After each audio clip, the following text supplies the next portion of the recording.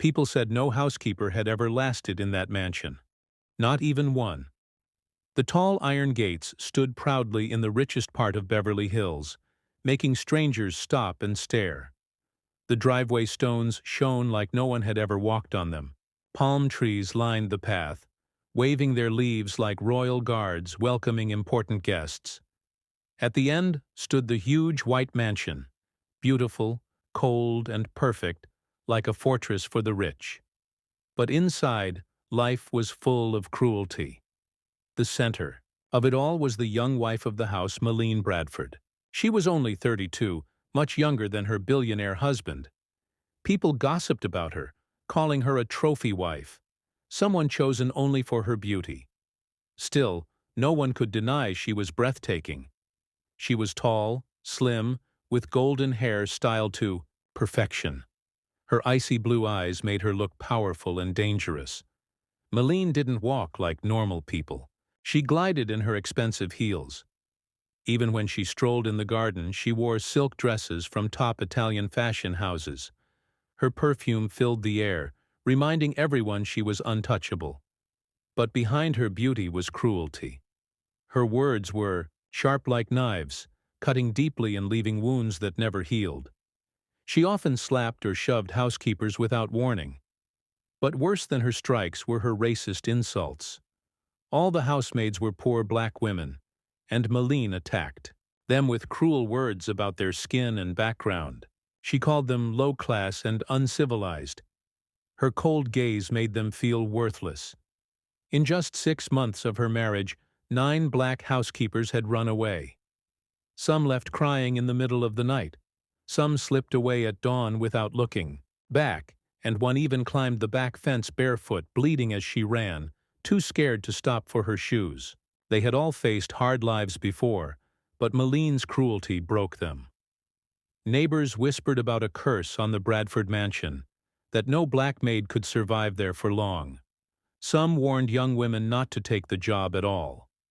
But Meline didn't care about the rumors. To her, maids were like broken jewelry, easy to throw away and replace. She woke each day in her luxury bed without worry. Even her husband, James Bradford, stayed silent about her cruelty. As long as the house looked perfect and his reputation was safe, he ignored it. But the so-called curse was about to be tested. A new maid had come through the gates, a young black woman with strong brown eyes and a brave heart. Her name was Jasmine Carter. Unlike the others, Jasmine didn't come to give up. She came ready to fight and survive, no matter the pain. Her arrival would change the mansion forever. That morning, golden sunlight lit up the palm trees and driveway. But Jasmine still felt nervous. She stood before the tall gates, staring at the white mansion with both fear and wonder. On her shoulder was a small worn bag with only a few clothes and a photo of her daughter, Illa, lying sick in a hospital bed. Illa was just 8 years old and needed heart surgery. Jasmine could not afford it, but this job was her only chance. 3 months, she told herself. Just 3 months, and Illa will have hope to live. When Jasmine pressed the gate's intercom, it opened to reveal Margaret Davis, the longtime housekeeper. Margaret's face was hard and cold as she looked Jasmine up and down, her eyes lingering on her dark skin. "Follow me," she said without greeting. As Jasmine entered the courtyard, she felt other eyes watching. Ben Thomas, the chauffeur, studied her like he was already guessing how long she would last. In the kitchen window, Nancy Owens, the strict head cook, crossed her arms and stared as if Jasmine were a stranger who didn't belong. They were all white, and their eyes seemed to say the same thing. "You don't belong here." Margaret led her into the shining white marble living room. Before leaving, she gave a short order. "Clean the floor. Madame will be down soon." No explanation, just a command. Jasmine understood the meaning. It was a way of reminding her of her place.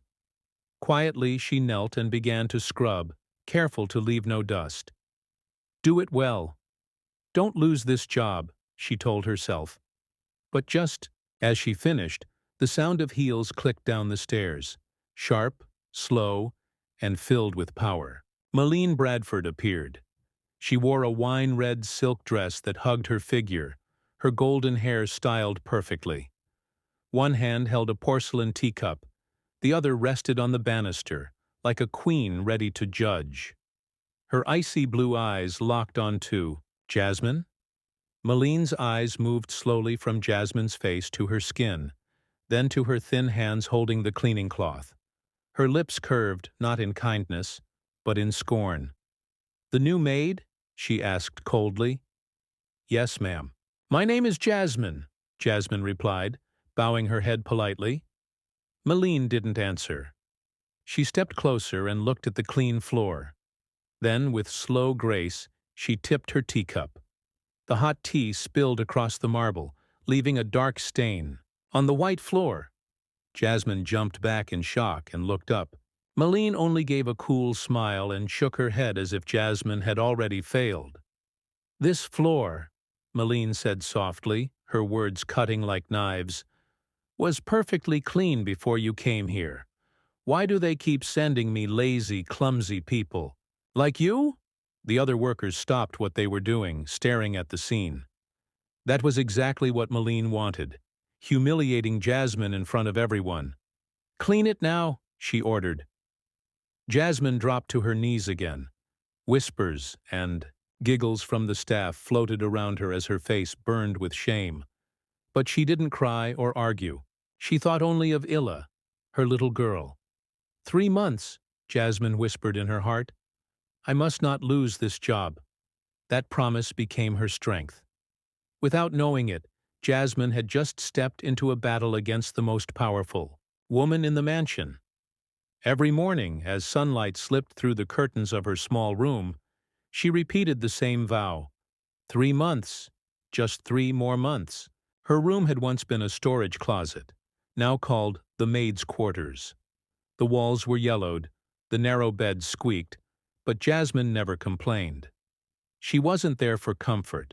She was there to survive for herself and her daughter. After that first incident, Jasmine realized Meline saw her as more than a maid. To Meline, she was a game, a target to break. The very next morning came the first test. When Jasmine entered the kitchen, Margaret gave a small nod toward a silver tray. "Madam wants lemon water," she said flatly. 3 slices of fresh lemon, water at room temperature, not too cold, not too warm, and not a single seed. Jasmine nodded. She carefully picked fresh lemons, squeezed them, and removed every tiny seed. Her hands were thin but steady, her eyes focused. When she placed the perfect glass on the tray, Nancy, the cook, looked briefly surprised, as if she hadn't expected Jasmine to succeed. But when Jasmine carried the drink to Meline's room, the young mistress didn't even glance at her. She sipped, then frowned as if it tasted terrible. "Too cold," Meline said sweetly, but with malice. "Didn't I make myself clear? Or is your memory as poor as your work?" Jasmine's cheeks flushed, but she bowed her head. "I'm sorry. Ma'am, I'll make it again." She never got the chance. Meline flicked her hand, sending the glass crashing to the floor. Lemon water splashed over Jasmine's feet, and glass shards scattered. "Clean it up," Meline ordered. "I won't step on your carelessness."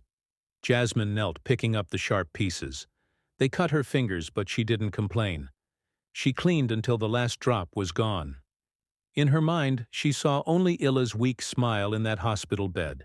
That vision kept her strong. Meline watched with a strange, satisfied smile. Jasmine's calm endurance seemed to fuel her, pushing her to create even harsher tests. In the days that followed, Jasmine rose before dawn, scrubbing every corner until no dust remained. Yet Meline always found reasons to humiliate her.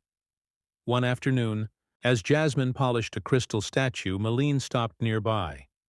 "Are your hands clean enough to touch that?" she said loudly, making sure others could hear. "I've heard people like you aren't very clean.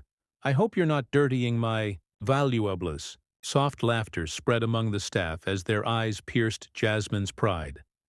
She kept her head down and polished silently. Meline stepped closer, whispering, I won't stop until you take the hint and leave." Jasmine looked up only once, her gaze calm but filled with sorrow. "I'll do my best, ma'am," she said steadily. For a moment Meline froze at her quiet strength. Then she smirked. "Good, because I've only just begun." As Meline walked away, Jasmine took a deep breath, steadying herself. Every day she endured, every insult she swallowed, brought her one step closer to saving Illa, the child she loved more than life itself. Meline had warned Jasmine that she was only beginning, and soon her words proved true. Life inside the Bradford mansion grew heavier each day until Jasmine lost all sense of time. One Thursday morning before dawn, Jasmine rose as usual, but something felt different. Her wardrobe door, normally shut tight, stood slightly open. A shiver ran through her as she pulled it wider. The dark blue maid's uniform she always prepared the night before was gone. In its place hung a thin white silk nightgown, so sheer it looked like it could vanish in her hands. Jasmine froze, her heart pounding. The message was clear. "You're nothing but a cheap plaything here." She closed her eyes, breathed deeply, and steadied herself. She would not let Meline see her break. Quietly, she pulled out her old faded t-shirt and worn jeans, the clothes she wore before getting the job.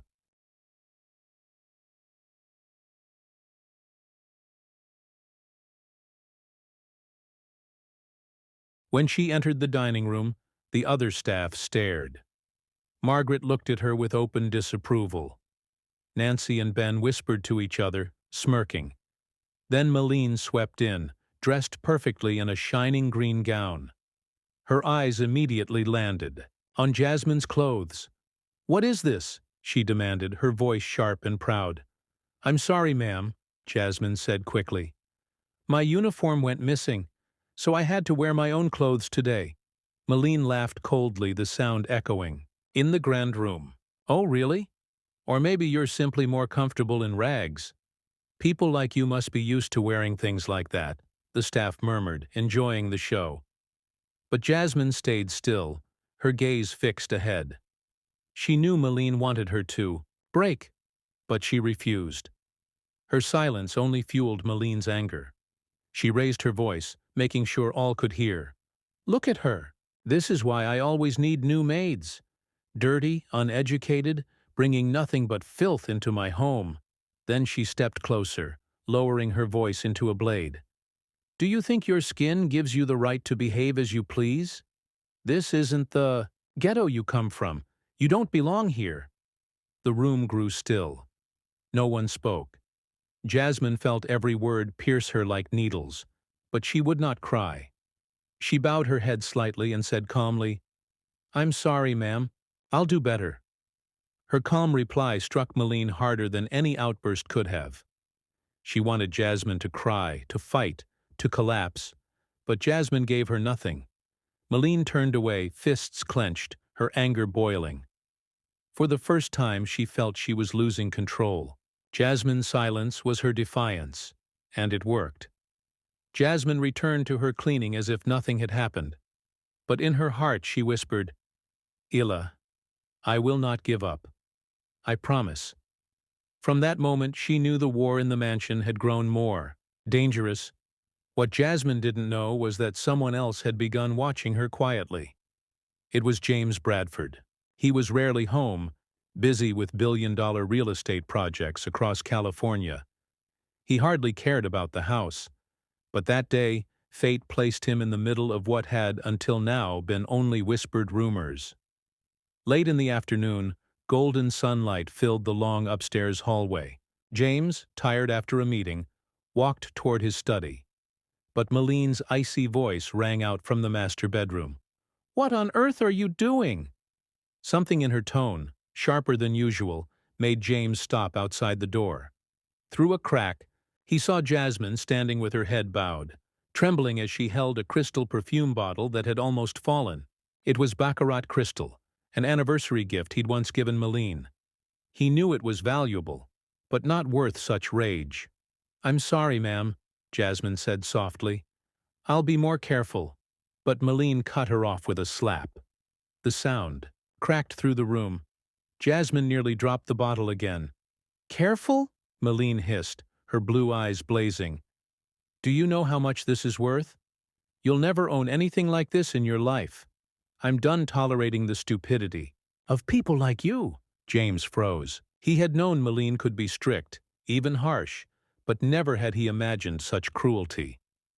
What shocked him more was Jasmine's response. No tears, no anger, only quiet endurance. She carefully placed the bottle back on the vanity, bowed, and said with calm resolve, "I understand, ma'am. I'll do better." Meline's face twisted with frustration. She wanted Jasmine to break, but she didn't.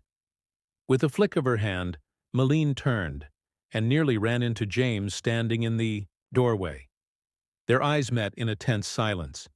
Meline quickly smoothed her expression, but James felt something new. Unease. "What happened?" he asked calmly.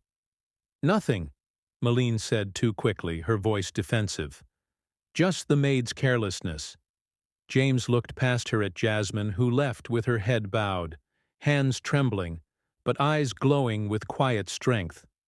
A strange feeling rose in him, not anger, but sharp curiosity mixed with discomfort. "I think she understands her mistake," James said slowly. "You don't have to be so harsh, Meline." For the first time in their marriage, Meline looked truly surprised when James pushed back. "You don't understand, James," she said coolly. "People like her only work well if you keep them under strict discipline. Otherwise, they get lazy and sloppy." "People like her," James repeated, his voice tight, his eyes narrowing sharply. Meline instantly realized her mistake. "I mean the staff," she corrected quickly. "They need stronger management," James didn't reply. His eyes followed the hallway where Jasmine had gone. The silence unsettled Meline, and she walked away. But James stayed, troubled. For the first time he began to doubt his wife's true nature. That night in his study, he couldn't forget the image of Jasmine standing silently, taking a slap with unbelievable calm. She was poor and vulnerable, yet stronger than anyone he'd seen. It stirred something in him, not just about Jasmine, but about Meline too. Staring out the window, he made a quiet decision. Starting tomorrow, he would watch Jasmine more closely. From that moment, James paid more attention to what happened inside the house. Jasmine seemed fragile, yet carried a deep inner strength. But for Meline, that calmness felt like rebellion. In her mind, Jasmine had to be broken. Soon, accidents began happening around the house, all aimed at Jasmine. One evening, while Jasmine served dinner, Meline deliberately tipped over a glass of red wine, spilling it across an expensive white Persian rug. "Why would you place the glass in such a stupid spot, Jasmine?" Meline barked, pretending to be outraged. The staff froze, eyes snapping to Jasmine. James, sitting at the head of the table, studied her, expecting tears or anger. But Jasmine simply bent down and began blotting the stain. "I'm sorry, ma'am." "I'll be more careful," she said calmly, without resistance. James was unsettled. He knew Meline had done it on purpose. Jasmine knew it too, yet she chose silence. What gave her such strength?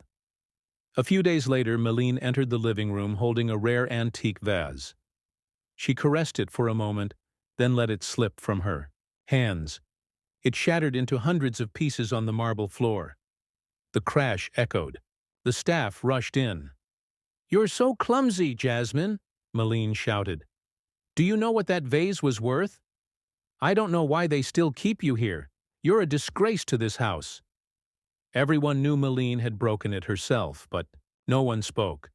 The silence was heavy. From the doorway, James saw everything. His fists clenched in anger and disappointment. Again, Jasmine surprised him. Without a word, she crouched, her hands trembling, and carefully gathered the shards. She worked until every piece was gone, then bowed slightly. "I apologize for my carelessness, ma'am," she said steadily. Meline glared, searching for weakness in Jasmine's eyes. But all she found was calm dignity. Frustrated, she stormed out. James couldn't stop staring at Jasmine. Why didn't she cry? Why didn't she fight back? Why was she still here? Even the other staff began seeing her differently. Margaret, the strict housekeeper, softened her gaze. Nancy and Ben no longer whispered behind her back. They now watched her with quiet respect. Through silence and strength, Jasmine had shown everyone that true dignity didn't come from money or power, but from endurance. And this strength began to change how everyone viewed her, especially James. Bradford. The mansion stayed tense and cold, but something had shifted. Jasmine didn't realize it yet, but her patience was creating cracks in the perfect mask Meline had built. That afternoon, the sky turned gray over Beverly Hills. Jasmine was cleaning upstairs when she heard a strange sound near the master bedroom, a soft, broken sob. She froze.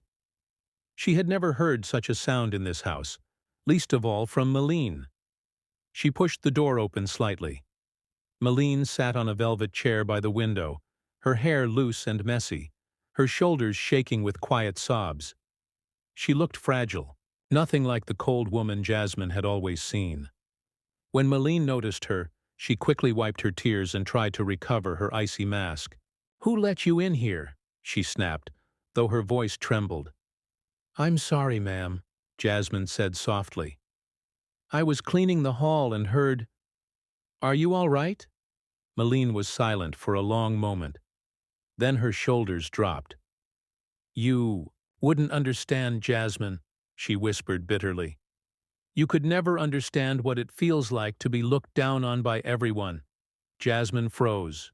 For the first time, Meline was showing real weakness. Jasmine stepped inside slowly, setting her cloth down. She kept a respectful distance, but close enough to show she cared. "Ma'am," she said gently, "sometimes I do understand." Meline looked up, startled. "James's family has never accepted me," she confessed. "They see me as a poor girl who married for money, obsessed with beauty and appearances. James's friends, too. They treat me like I'm just decoration. Nothing more." She gave a small, bitter laugh. "I thought if I acted strong, strict, cold, people would respect me. But the more I did it, the lonelier I felt." Jasmine listened quietly. To her surprise, she felt something like sympathy. "I know what that feels like, ma'am," she said softly. Meline's eyes narrowed at first, but there was no malice, only curiosity. "How could you possibly understand?" Jasmine took a deep breath. "I have a daughter, Ila. She's 8. She's had a heart problem since she was little. I have nothing, not enough for her treatment. I've begged doctors to save her even when I couldn't pay. Every day here, every insult I endure, I remind myself I'm doing it for her. If I can keep this job one more day, then I get one more chance to save her." The room went silent.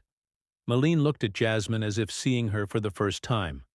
Not as a maid, not as a black woman, but as a mother.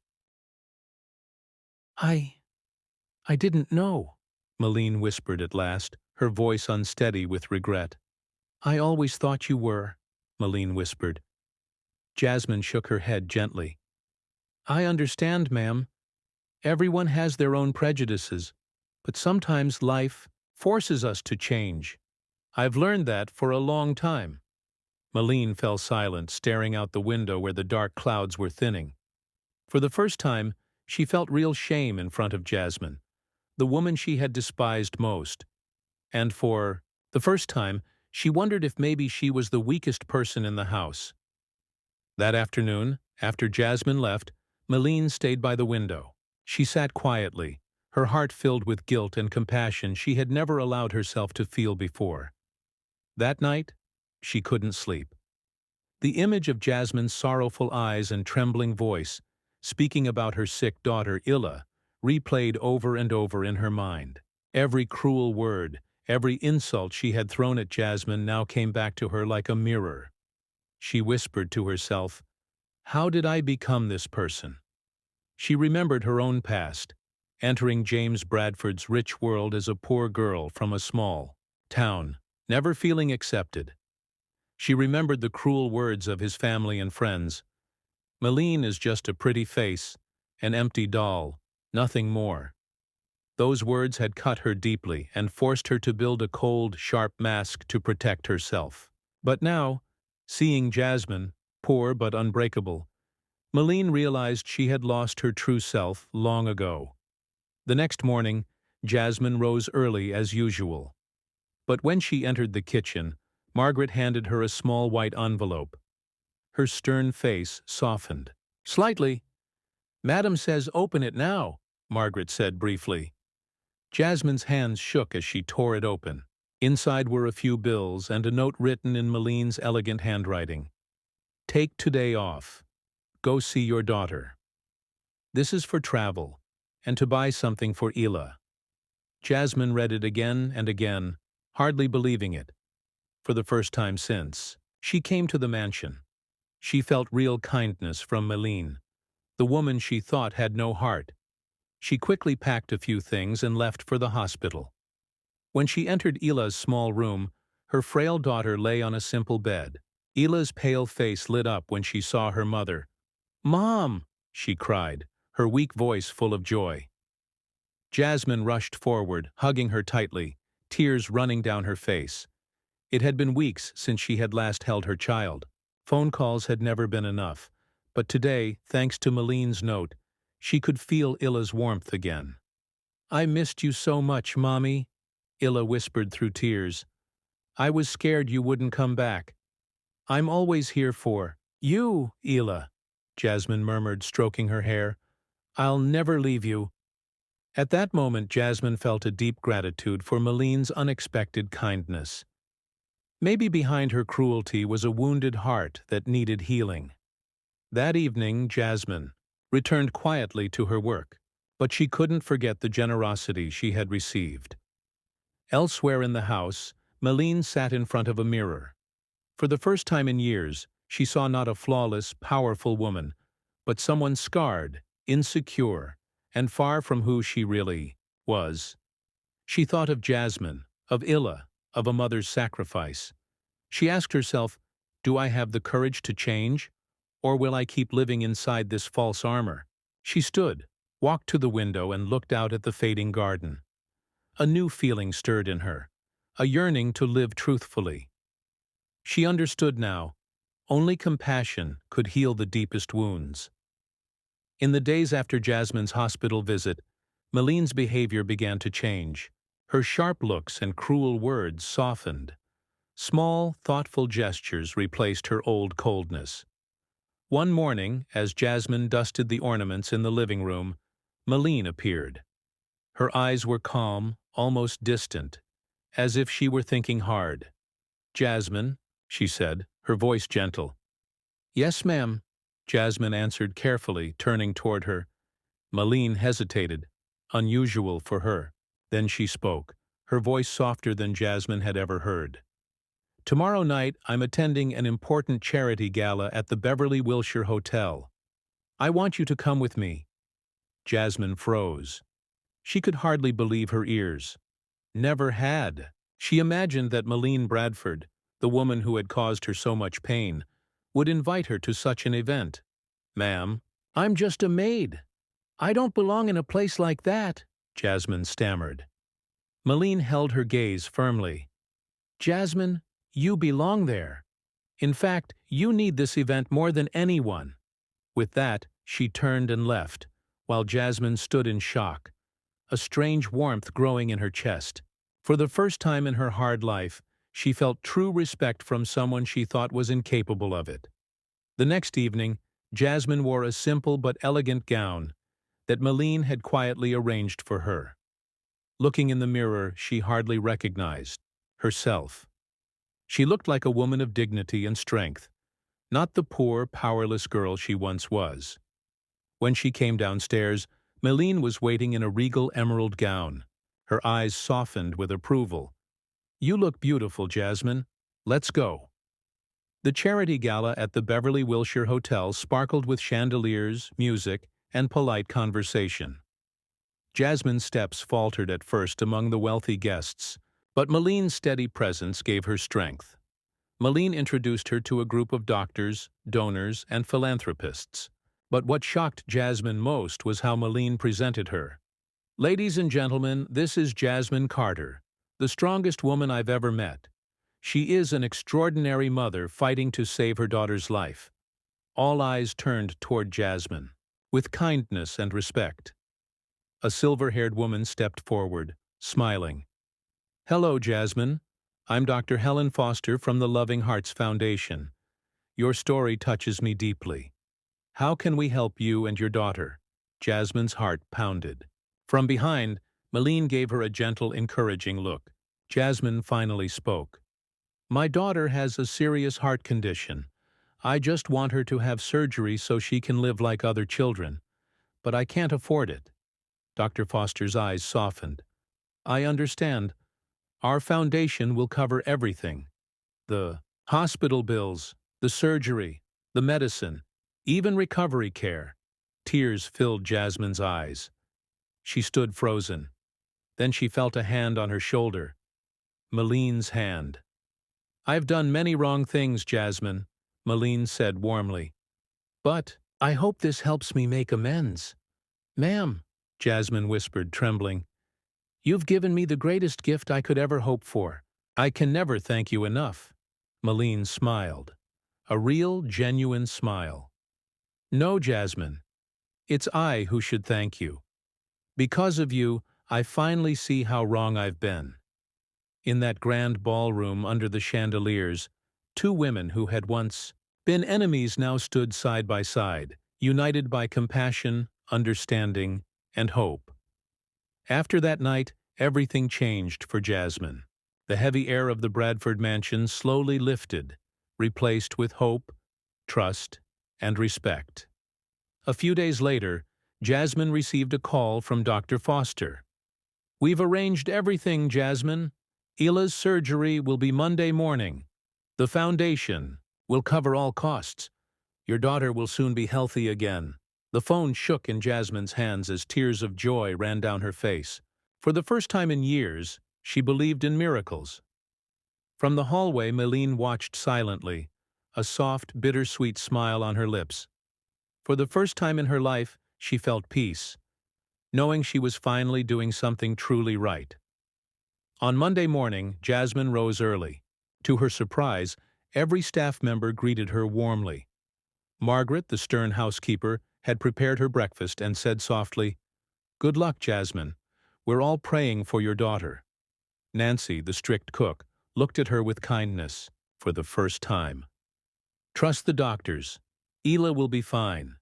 Even Ben, the chauffeur, offered sincerely, "I'll drive you myself, Jasmine. Don't worry, I'll wait for you." As the car carried her to the hospital, Jasmine thought of Meline. She knew all these changes began with her. The surgery took hours, each minute endless. Jasmine prayed silently in the corridor, her hands clenched. Finally, the doors opened. Dr. Foster smiled. "The surgery went perfectly. Ila will recover and live healthy." Jasmine broke down in tears of joy. At last, her daughter had a chance at life. That afternoon, when she returned to the mansion, Meline was waiting at the door. Her icy mask was gone, replaced by warmth. "Ila's all right?" she asked softly. "Yes, ma'am. The surgery was a success. I don't know how to thank you." "You don't need to thank me, Jasmine," Meline said steadily. "It's me who should thank you. You've helped me realize so much about my life, and about myself." In the days that followed, the change spread through the whole house. Suspicion and cruelty were replaced with kindness and respect. Even James Bradford, once distant, now saw Jasmine differently. One afternoon, he stopped her in the garden and spoke from the heart. "I'm glad your daughter is healthy, Jasmine. And I'm grateful for everything you've endured here. You deserve the respect and thanks of everyone in this house," James told her. Jasmine smiled softly, her heart filled with peace and gratitude. She knew all these miracles had started with the deep change inside Meline, the woman who had once caused her pain, but who had now become her greatest support. In that moment, Jasmine understood something true. Real strength is not in power, money, or beauty. It is in love, forgiveness, and truly understanding one another. Both she and Meline had suffered much to learn this. The Bradford mansion slowly transformed. The cold stares and whispered insults were gone. Instead, people looked at Jasmine with real respect and even kindness. Even Jasmine herself was surprised at the change. What shocked her most, however, was how much Meline had changed. The woman who had once been her enemy was now her strongest ally. One Monday morning, Margaret came to her with her usual formality, but her eyes were gentle. "Madam wants to see you in her study immediately, Jasmine." Jasmine felt a flicker of worry, but she steadied herself and entered the study. Meline sat behind her desk, serious, yet her eyes were warm. "Sit down, Jasmine," she said gently but firmly. Jasmine sat, her hands resting nervously on her lap. She could feel this meeting would change her life. "I've been thinking a lot these past days," Meline began. "I realize I treated you terribly before, but I also see now you are the one who has brought the most positive change to this house." Jasmine's eyes widened with surprise. "Starting today," Meline continued with deep sincerity, "I want you to manage the entire household staff. You'll take over Margaret's responsibilities. This isn't just a promotion, it's the respect you deserve." Jasmine's heart nearly stopped. She had never imagined such a role in the same house where she had once been humiliated. "Ma'am, she stammered, her voice shaking. "You've earned it, Jasmine," Meline said with a soft smile. "You've shown that true strength is in kindness and persistence. I trust you." At that moment, James Bradford entered. His serious face carried rare emotion. "I agree completely with Meline," he said firmly. "Jasmine, I want you to know how grateful I am. You've brought real peace to our home." He stepped closer and placed a hand gently on her shoulder. "Thank you, Jasmine. You are truly a priceless gift to this family." Tears ran down Jasmine's cheeks. Bowing her head, she whispered, "I should be the one thanking you. For letting me stay, for saving my daughter. I will always be grateful." Meline nodded, her eyes warmer than ever. "We only did what was right, Jasmine. And now I have one more surprise for you." She handed Jasmine a small key. "From now on, you'll live in the manager's apartment here on the estate. It has everything you need. You'll be comfortable, and soon Illa can live with you here." Jasmine stared. At the key, too, moved to speak. Just months ago, she had been despised in this house. Now she was being given respect, leadership, and a new home where her daughter could join her. That same afternoon, she moved her few belongings into the apartment. It was spacious and bright, with simple, tasteful furnishings Meline had arranged. From the window, Jasmine could see the quiet gardens of the estate. Standing there, she felt a deep change within herself. She had not only gained a better home and job, she had regained her sense of worth, something she thought she had lost forever. In that moment, Jasmine silently thanked Meline, James, and even the painful trials she had endured, because she finally understood. Sometimes the greatest gifts in life come from the most unexpected places.